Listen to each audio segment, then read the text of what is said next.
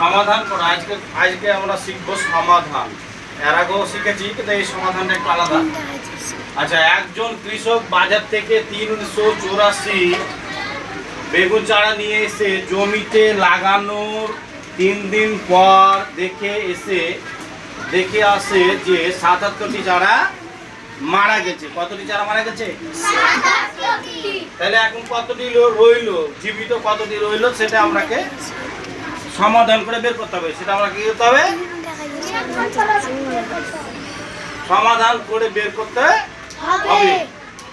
এবারকার আমরা সমাধান করে বের করতে হবে, তার জন্য এই একটা করিব সমাধান করে বের করতে হবে। তাই এখানে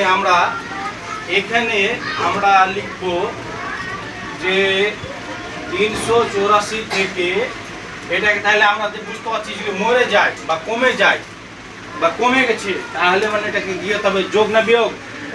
বিয়োগ। জোরে বলো, কি করতে হবে? বিয়োগ করতে হবে।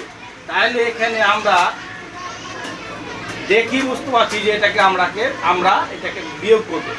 তাহলে 384 থেকে 77টা যদি বিয়োগ করে দিই, তাহলে আমরা জীবিত সংখ্যা কতটা আছে সেটা আমরা মানে পেয়ে যাব। জীবিত সংখ্যা কতটা আছে সেটা আমরা পেয়ে যাব। পাবো না? পাবো না? পাবো। এখানে আমরা বিয়োগ চিহ্ন দিয়ে দিলাম। 7 আছে কয়? 14। 7 এ 14 কত? 14। যেহেতু এটা ছোট আর এটা বড়, তার জন্য এটা 4 টাকা 14 ধরতে হবে। হাতে করে কত? 1। এখানে 7 আর 1 8 হলো। 8 8 মিলে গেলে কি হয়?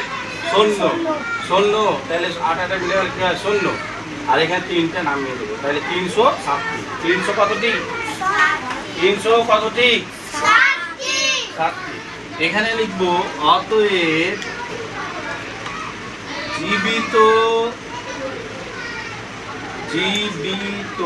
মানে জীবিত আছে, অতএব জীবিত আছে সমান 360টি চারা। জীবিত আছে কতটি? 360টি চারা। ঠিক আছে, এটাকে তুলে নাও। ঠিক আছে, সবাই তুলে নাও। Thank you.